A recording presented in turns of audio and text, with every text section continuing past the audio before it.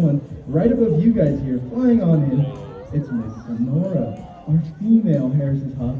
She's gonna do some really cool flights above everybody's head out here, showing off how good that flying ability is. And some of you may be familiar with this species, as they are native to our very own deserts in Arizona, in southern Arizona, and all the way down into South America. For that reason, these guys have to be good flyers, right? It's a very large geographic range that they have to use, so they need to be able to soar fly all the way on out there. Now, Sonora here is showing off some very nice flights here, showing off right near you guys, right above you guys, right? Very awesome flyer. And that's not just because she's built the way she is, right? With these nice big wings, perfect for soaring, perfect for flying out here. It's also because she's a very smart flyer. When she's flying out here, what she's using is something called ground effect. It's physics to her advantage. When she flies out here, she flies as close to the ground as possible, making sure to go on out here and reduce the effects of drag on her wings and feathers, increase those effects of lift, making flying much easier, much more efficient on her, because it can be pretty tiresome, right? You'll see she flies right between you guys here, finding a perfect gap. But she wants to be efficient because she doesn't want to waste any more energy than she has to. And I hope you guys are pretty comfortable with a hawk flying right over in between you guys there, because she's going to do just that. Now, that's not the only cool thing about Sonora here. She's also very cool for the fact that she is a Harris's hawk, and these are the only known social raptors. For that reason, they've actually earned a very cool nickname. These guys are called the wolves of the sky. That's because unlike other raptors who are out there flying all by themselves, solitary for most of their lives, hunting and flying up until breeding season, Harris's hawks are different. They fly and hunt in packs, or flocks, I suppose, of anywhere between 2 to 7 of them. And in those flocks, unlike other raptors, they actually cooperate when hunting. So you typically have a big hawk. The females, like Sonora here, perched up nice and high, just like she is on my glove, but instead maybe on something like a cactus. And then a younger male will be on the ground, trouncing around in the underbrush, scaring off any potential prey items like a rabbit maybe. As soon as Sonora there sees any movement, she's gonna dive right in, make sure to catch that prey item and have a nice tasty meal. Now, she's also working on what we call moving telemetry with Trainer Brooke back there. You guys may have seen in some of those close flights, something dangling off of her ankle there. It's a little tracker that we attach right before her session, take it off right at the end. Because as you saw, she's free-flighted. We don't clip her feathers, we don't clip her wings. She can fly anywhere she'd like. And if she says, you know what, Trainer Brooke is kind of stinky today, I'm gonna go hang out somewhere else. And she can totally do that. Now, luckily for us, she's never done that, but in case she ever did, always good to have that insurance policy, right? Now, Miss Sonora has done an excellent job out here, so thank you to her for starting off the show like that. And thank you for this. She did a very awesome job. Very awesome flights out here. Now, this is where it gets fun. This is where we can get easy wild out here, because in this department, we actually get to move around more than the rest of the park. In the walkthrough, in the drive-through, you see a lot of North American species, and we have those here as well. And we get to move over different continents, over to Africa for this next one. And one you may be familiar with, if you've seen The Lion King. Any Lion King fans out here? Yeah, a few of us. Do you guys remember the name of the bird from The Lion King by chance? Zazu. Now, we don't have Zazu, but we do have the very noisy and flamboyant Gretchen, the trumpeter hornbill, hanging out with us here today. Now, Gretchen isn't exactly the same type of hornbill as Zazu. He's a red-billed hornbill. She's a trumpeter hornbill who's hanging out on the ground there, having lots of fun. What do you think, Miss Gretchen? Joining us on over here as a trumpeter hornbill. You see why she's called that. She's very loud and noisy. And that's very important for her, because out there in the forest and dense jungles that she's native to, she needs to communicate over those vast, dense foliage, right? In those forests, communicating with her flock, communicating with her mate is very important. What allows her to do that is a nice big casque you guys see on top of her bill here. That's not the only cool thing about her, though. She's a very, very avid hunter. And in the wild, she'd be hunting for lots of tasty bugs. Now, I won't lie to you guys, I don't have a bug here for her today, but I do have a nice, juicy grape. And today, we're going to pretend that a grape can fly and see what Gretchen thinks if I show her this. And Get right out of here. Thank you, folks. Gretchen did a very awesome job there, showing off that very natural ability to go out and hunt, right? She's a very good hunter, catching things right out of the air all the time. It may look flashy, but she's catching all kinds of bugs out there too. Está muy Now, curiosa. it does get a bit predictable with myself Tiene and la other cabecita trainers así because como we do muy that every plana. single day. But there happen to be a kiddo out there who'd like to toss this next crate for me. Anybody feeling brave? I see right here in the gray. Would you like to join me out there? Awesome. Perfect. I'm going to give her a few pieces of food. You want to come on out here onto the lawn? I'll give her these few pieces of food right here on the table. Let her mess with that for a bit. Awesome. You want to join me right here? I'll hand you this nice juicy grape. Let's see. Let's find a good one for you. Perfect. You all right with that juicy grape? And on the count of three, you're going to toss that straight in the air. Is that all right? Perfect. And she said, nope, let me try to steal that from you. Let's give her another chance here. Let's reset her. All right, she looks ready here. Count down with me, everyone. 3, 2, 1. Toss that grape. She kind of worked for her. Awesome job. Some round of applause for our volunteer. That was an excellent toss there. You guys have seen Gretchen. She's pretty smart. First time she went for it. Second time she said, well, actually, if I wait, it's a little bit easier, less energy to grab it closer to the ground, right? But it's still very fun to bring you guys out here to do this training with us. Because that's what this is training in action. With Gretchen there, again, it gets very predictable with us. We do it every day. She kind of reads our movements, but with you guys, she's never met you before. She doesn't know what's going on out here, right? So she has to think a little bit more, just like she would in the wild, calculating, watching, to make sure she can catch every grape. She's done an awesome job, though. We're ready to move on to our next critter, who's going to bring us to the grasslands, but not in Africa, in South America. And this guy here is Chopsticks, the red-legged Sariema. I hear a lot of laughter, right? Chopsticks, what a funky name. You guys can tell why he's named Chopsticks, all right? Those nice chopsticky legs, very long, giving him a bit of a goofy gait out here, right? He runs a little silly. But don't let it fool you, as Chopsticks here in the wild can run up to speeds of 40 miles per hour with those legs there. So this guy is a very fast bird. That's because he can't fly very well.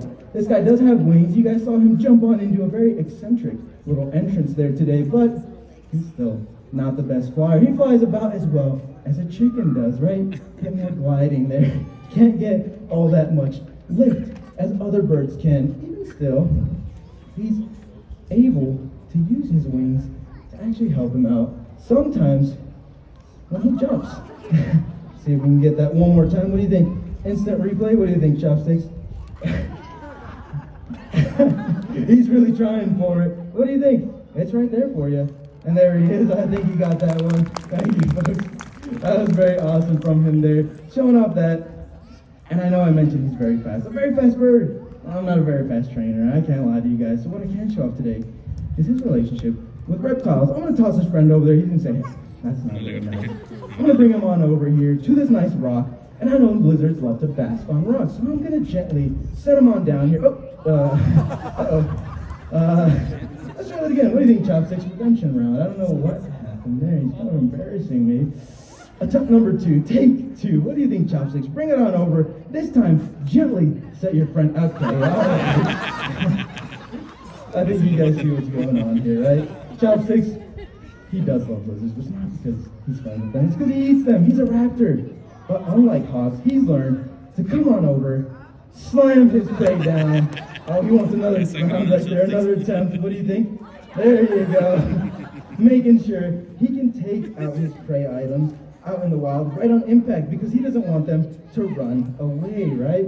So if he slams it hard enough right there, and he can take out those lizards, take out snakes, take out small rodents, making sure they're incapacitated or dead on impact so he can have a nice, tasty meal because, again, he is a raptor, but he doesn't fly out here like a hawk. He doesn't have the same talons or the same beak, so he does what he can, using that height, using that speed. That was Mr. Chopsticks, the red-legged Sariema, making his way on home. Very awesome guy, right? We're going to get ready for our next guy. So let's take us back to Africa. Those same forests and jungles, actually, but he's a bigger fan of trees than Miss Gretchen. And I know I have these nice 3 big trees out on the lawn here, but I'm going to need a few more. And I happen maybe any adults out there who'd like to volunteer, join me out here on the lawn. We'll take maybe 7 here. So right here in the black, 1, these 2 at this table right here, 2 and 3. Right there in the red shades, perfect. 4. We'll do right here in the half, 5. Right here in the red, 6. We'll do orange right there, 7. Black right here, 8. We'll do 9 right here in the black, perfect. And then right here in the brown as well. We'll do 10 today. We'll have a nice big forest. If you guys join me right here in the center of the lawn, we'll actually make a nice straight line. So if you guys want to hop either shoulder of mine here, we'll make a straight line here, facing this way. Perfect, shoulder to shoulder. I'll stand out of here, let you guys fill in those gaps. This is pretty fun here. This is a nice big forest today. Pretty exciting because you guys shot your hands right up, right? A lot of you guys said, hey, choose me, choose me. So excited. They forgot to ask what I'm bringing out today. Uh-oh. Anybody want to change their mind? No? All right, perfect. Probably a bad time to let you guys know this is actually how we start our grizzly feedings. Oops. I'm just kidding. Next guy coming out here, though, isn't as big as a grizzly, but does have just as big, if not bigger, of a personality. If you want to hold out your arms nice and straight like this, both of them, you're going to be sturdy branches. So next guy coming out here, weighed in this morning at a whopping 230 grams. Very small guy coming on in with trainer Lisa. Will be a very small bird named Flash, the Livingston Sirocco, right on the other end there. And he's going to show off what he does out in the wild when he sees branches. There he goes, hopping on across all of them. Pretty fun, right? You want to try that one more time? How about we all turn around here and show off for the people right behind you as well. We'll get one more look at that amazing hopping ability. What do you think, Flash? Hopefully he can break his speed record here, making his way on down, running on, hopping on, all the way to, on cue, the fruit tree. There he is.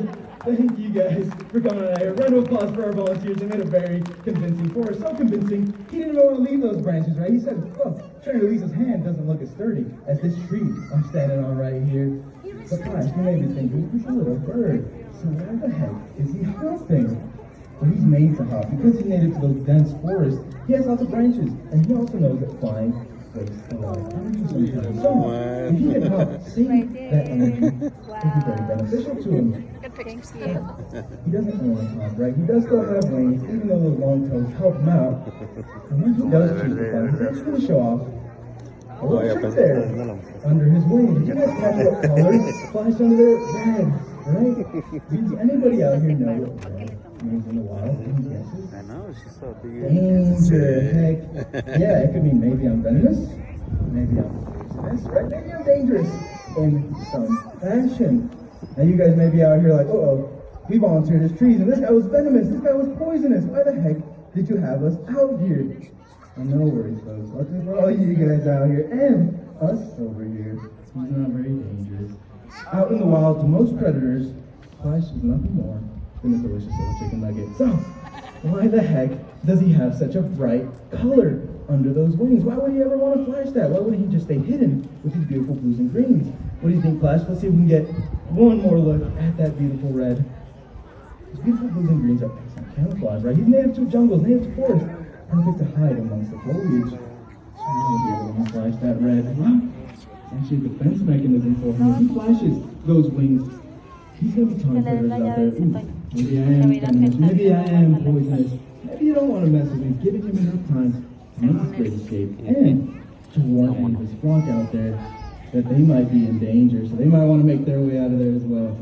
That was Mr. Clash, the Livingston Sirocco, making his way on home. Thank you to Clash for coming out here. And he's getting us ready for our final critter. He's going to bring us back to North America. We've been hanging out in South America. We've been hanging out in Africa.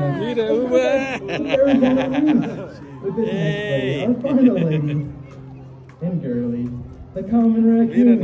And I love the excitement. Lots of laughter, lots of smiles as soon as you guys set eyes on her, right? Now, that makes me very happy because it's not just all these critters from different continents, from South America, from Africa, that make us excited to hang out with wildlife. But even critters as common as our own backyard. Critters like Girly, that we've even nicknamed trash pandas, right? Now, don't worry, folks, we don't call her a trash panda, at least to her face, but she's much more than that. Showing out here some of the station on that stump, some of the training we also get to do here. It's quite fun training. As you're seeing here, we show her how to spin. And she does know her left from her right most days, is able to distinguish that. And she's so smart, it took less than a week to train these spins with this lady. Pretty impressive, right? She's a very cool lady, able to do simple fun stuff like this to keep that mind active, right? Not super beneficial in the grand scheme of things, but still important for her mind to keep that working. But even more important are these natural behaviors we can show off with her.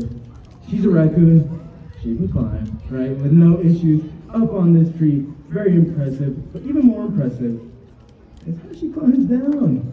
You guys saw that she flipped on that tree and came down face first. That's pretty unique. Sí, mira cómo agarra, le agarra el dedo. Bikers can do that. What allows Girly here to flip on that tree and stay that sturdy is that she can articulate both her wrists and her ankles a full 180 degrees. Pretty unique, right? You may be thinking she's climbing out here so well, she's moving so spry, she must be a very young little raccoon. Well, folks, she's actually one of our oldest critters, one of our very first rescues. Most raccoons out in the wild live to be about 3 or 4 on average, while Girly here, this year, turned 13. Pretty crazy, right? But even still showing that she's no slouch at 13 years old. She's still keeping up with all this training, hopping up that tree with no issues, showing off these spins with trainer Brooke here, doing simple things like the free follow as well. And I think we can also all agree that's pretty impressive, right? But also, she's very cute. I think we can also all concur, all agree on that fact. And a lot of people thought that as well. Because Girly and all of our raccoons here at the park are rescues. They were illegal pets. As someone thought, oh, they're so cute, I bet they'd be just like a dog. I'm gonna bring them into my home. And then whoopsie-daisy, they found out that was a terrible idea. These guys are not like dogs, not at all. Wildlife makes terrible pets. They'll ruin your furniture. They'll pee everywhere. And when these guys reach sexual maturity, they actually typically become very aggressive. So with this lady, they found out she's not a good pet. I have to surrender her to Game and Fish. Luckily, she found a forever home here at Bearizona. But she has one important message for you guys. If Girly can only leave you with one message today from this show, it's that if you care, leave it there. Leave animals out in the wild where they'll be able to do their best, be able to partake in their natural environments and gain all those natural abilities like climbing, right? Like going out there, hanging out with their social groups, like peeing on the lawn here, making sure she gets our grass nice and moist here so we can have this grass growing for the summer, right? We need this lawn to look a little bit better. Girly's out here like, hey, no worry guys, let me pee on the lawn here for you. But she can give you guys that one message, a very important one. It's very easy for you guys, right? You're likely doing it every day. That means don't pick up wildlife. Don't take wildlife home, especially babies, right? If they're alone, it's likely on purpose. Mama left them there to go find food. There's one last thing we train with Girly here though, and that's this voluntary go home. We let her head on home, end the show for us saying, hey, we got no more food. Girly says, no more food. No more, Girly, I'm out of here. But wait a second, someone forgot to close this door. It's alright. Cierra la puerta. And she goes Bien, dice la home. puertita. Now that was our last critter for this BG Wild Show. Thank you folks for hanging out with us today. Muy bien, muy bien.